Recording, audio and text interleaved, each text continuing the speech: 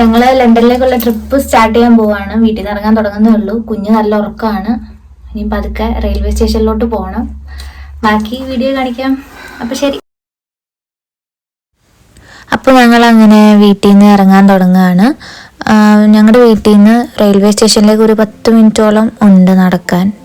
പിന്നെ ലഗേജും കുഞ്ഞൊക്കെ ഉള്ളതുകൊണ്ട് പാടായതുകൊണ്ട് ചേട്ടൻ ഞങ്ങളെ അവിടെ കൊണ്ട് ഡ്രോപ്പ് ചെയ്തിട്ട് തിരിച്ചു വന്നു. ട്രെയിൻ വരാൻ ഒരു 5 മിനിറ്റ്സോളം ഉണ്ടായിരുന്നു. അപ്പോൾ ആ സമയം കൊണ്ട് ഞാൻ പോയി ടിക്കറ്റൊക്കെ എടുത്ത് സെറ്റായി. ട്രെയിൻ വന്ന സമയത്ത് തന്നെ ചേട്ടനും അവിടെ എത്തി. അങ്ങനെ ഞങ്ങൾ ട്രെയിനകത്ത് കയറി ലഗേജ് എല്ലാം വെച്ച് സെറ്റായി. അപ്പം ഞാൻ വീഡിയോ എടുത്തതാണ്. അന്നേരം അമ്മയോട് പോസ് ചെയ്യാൻ പറഞ്ഞതാ.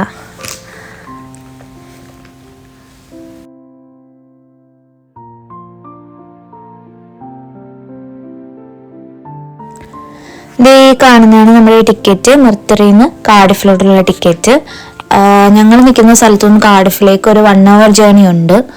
അതിനുശേഷം കാർഡിഫ് സെൻട്രൽ സ്റ്റേഷനിൽ ഇറങ്ങിയിട്ട് അവിടുന്ന് വീണ്ടും ഒരു 10-15 മിനിറ്റ് നടക്കാനുണ്ട് സോഫിയ ഗാർഡൻസ് എന്ന് പറഞ്ഞ സ്ഥലത്തേക്ക്. അവിടെയാണ് നമ്മുടെ ബസ് വരുന്നത്.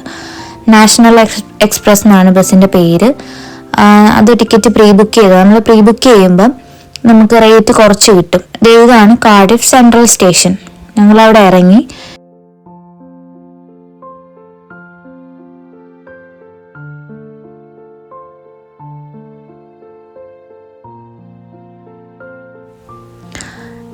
ഈ കാണുന്നതാണ് കാർഡിഫ് സെൻട്രൽ സ്റ്റേഷൻ.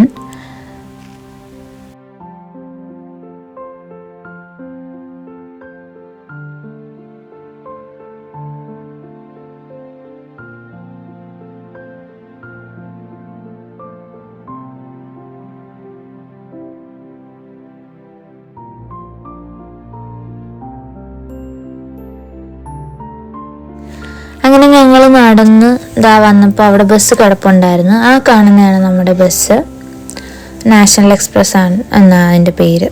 അങ്ങനെ ഞങ്ങൾ ബസ്സിൽ കയറി എല്ലാം സെറ്റായി ലഗേജൊക്കെ വെച്ച് ഇരുന്ന്. അപ്പോഴത്തേക്കും കുഞ്ഞ് നല്ല ഉറക്കമായി. ബസ് എടുത്തപ്പോൾ കണ്ടൊരു കാഴ്ചയാണ് കാർഡിഫ് യൂണിവേഴ്സിറ്റിയുടെ എൻട്രൻസ്. അങ്ങനെ ബസ് എടുത്ത് ഒരു 4 മണിക്കൂറോളം യാത്ര ഉണ്ടായിരുന്നു. അങ്ങനെ ഞങ്ങൾ വിക്ടോറിയ കോച്ച് സ്റ്റേഷൻ എത്തി. അതാണ് ഞങ്ങളുടെ ലാസ്റ്റ് സ്റ്റോപ്പ്. അവിടെ ഇറങ്ങിയതിന് ശേഷം പിന്നെ ചേട്ടൻ അടുത്ത പരിപാടി എന്താ നോക്കിക്കൊണ്ടിരിക്കുകയാണ്. ചേട്ടൻ്റെ ഫ്രണ്ടിൻ്റെ വീട്ടിലാണ് നമ്മൾ നിന്നത്. ടൂട്ടിംഗ് എന്ന് പറഞ്ഞ സ്ഥലത്ത്. ഇതാണ് ആ വീടിൻ്റെ സ്ഥലം.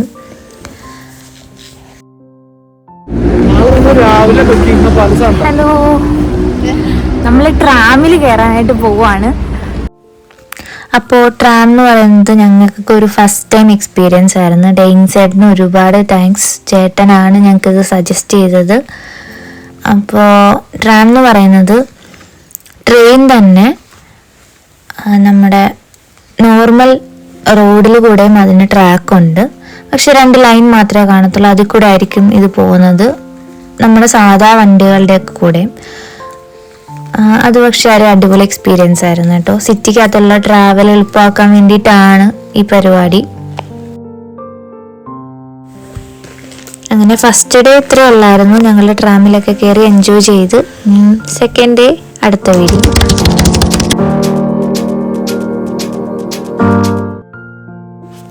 അങ്ങനെ ഞങ്ങൾ 2ാമത്തെ ദിവസം ബസ്സിൽ കയറി.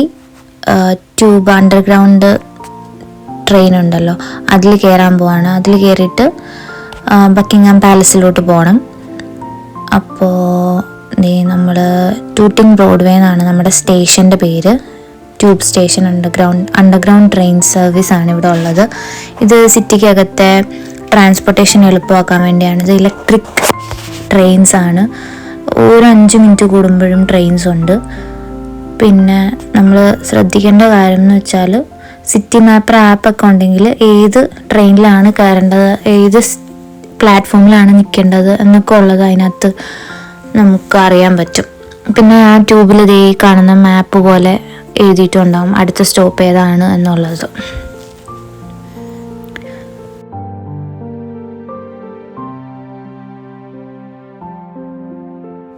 അങ്ങനെ ഞങ്ങൾ കയറിയ ട്യൂബ് നേരെ ചെന്ന് ഇറങ്ങുന്നത് ബക്കിംഗ്ഹാം പാലസിൻ്റെ ഗാർഡനിലോട്ടാണ്. ഈ സ്റ്റേഷൻ്റെ പേരാണ് ഗ്രീൻ പാർക്ക് സ്റ്റേഷൻ.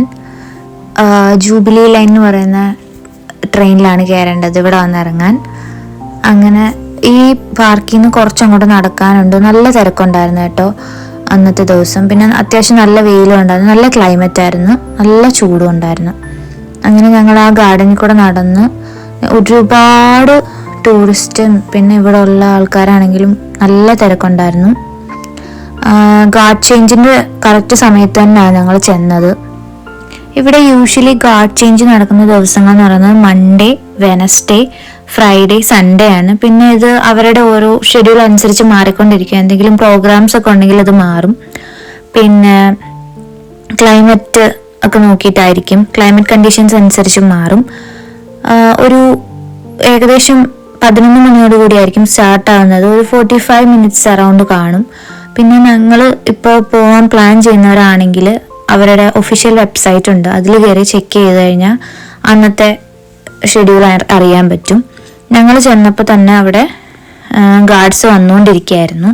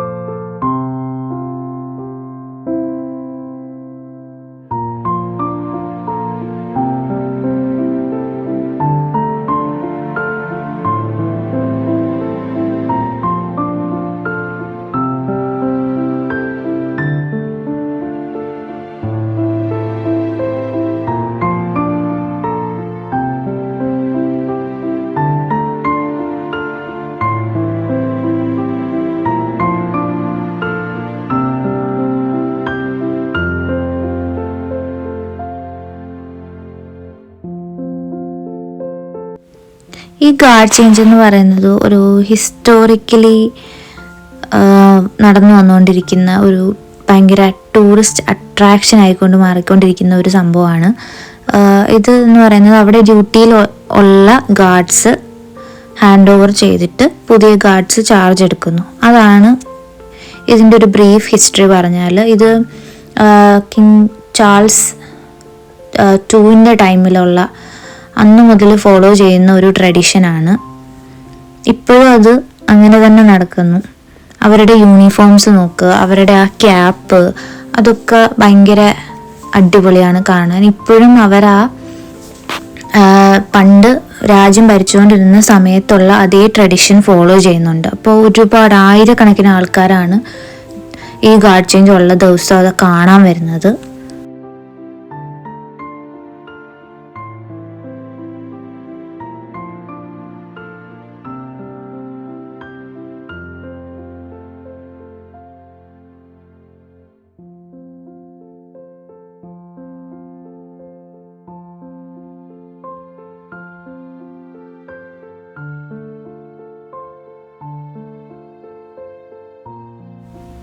ഈ കാണുന്നതാണ് വിക്ടോറിയ മെമ്മോറിയൽ. ഒരു ഗോൾഡൻ സ്റ്റാച്ചു ആണത്. ഇവിടുത്തെ വിക്ടോറിയ രാജകുമാരിയുടെ ബഹുമാനാർത്ഥം അവർ ചെയ്തിരിക്കുന്ന ഒരു സ്റ്റാച്ചു ആണത്. അത് ഒരു ഫോക്കൽ പോയിന്റ് ആയിട്ട് തന്നെ ഈ പാലസിന്റെ ഫ്രണ്ടിലുണ്ട്.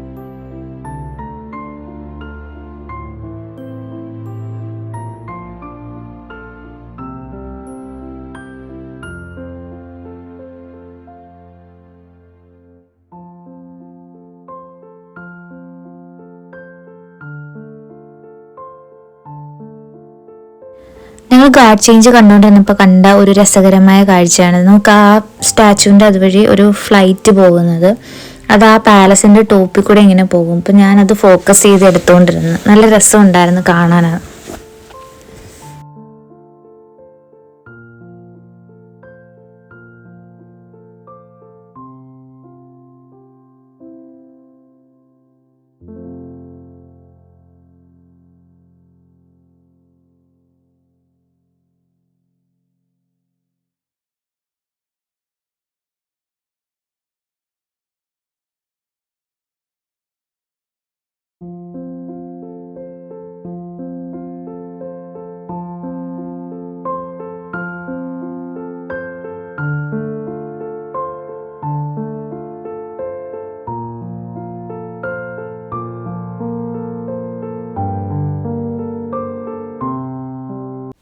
പിന്നെ അവിടെ എന്നെ അട്രാക്റ്റ് ചെയ്ത വേറൊരു കാര്യമാണ് ഈ ഫ്രണ്ട് ഗേറ്റിൻ്റെ കൺസ്ട്രക്ഷൻ.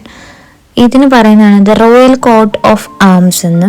ഇത് 3 ലയൺസ് ഫേസ് ചെയ്തിരിക്കുന്ന ഒരു സിമ്പലാണ്. അത് ഇംഗ്ലണ്ടിനെയും സ്കോട്ട്ലൻഡിനെയും സിംബലൈസ് ചെയ്യുന്നുണ്ട്.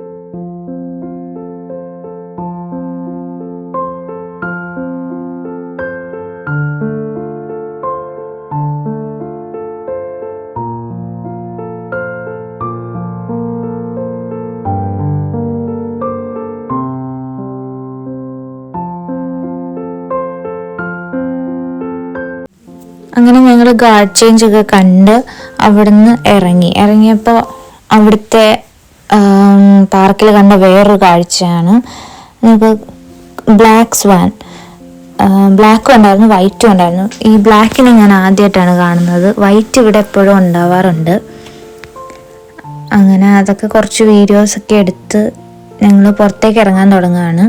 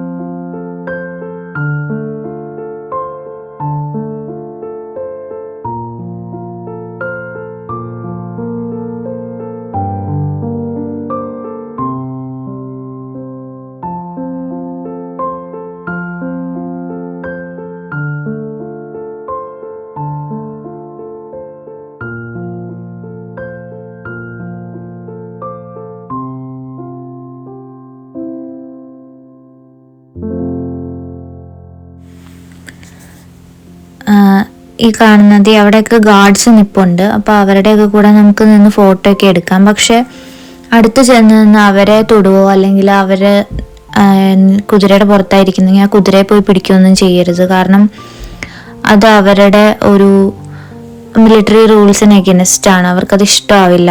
ഒന്നാമത് ആ കുതിര ചിലപ്പോൾ ഉപദ്രവിക്കാനും ചാൻസ് ഉണ്ട്.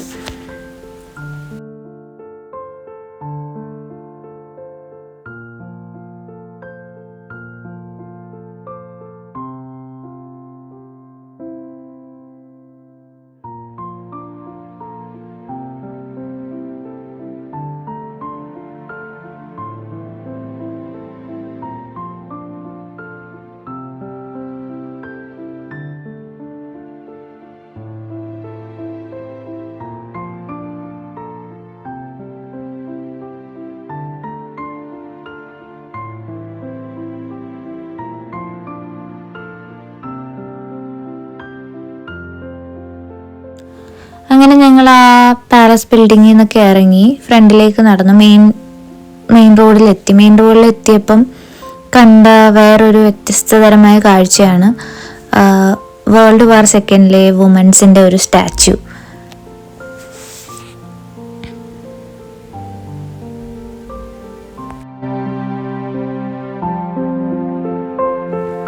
ഈ കാണുന്ന ഒരു വലിയ ബിൽഡിങ് ഇതാണ് ഇവിടുത്തെ ബ്രിട്ടീഷ് പ്രൈം മിനിസ്റ്ററിന്റെ റെസിഡൻസ്.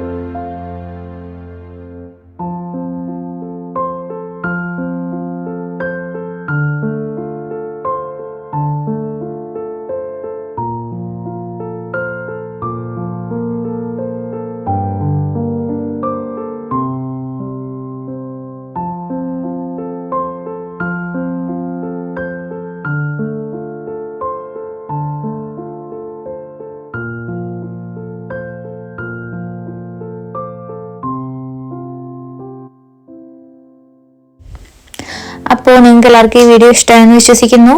അടുത്ത വീഡിയോ ഉടനെ തന്നെ വരുന്നുണ്ട്. Stay tuned. Thank you.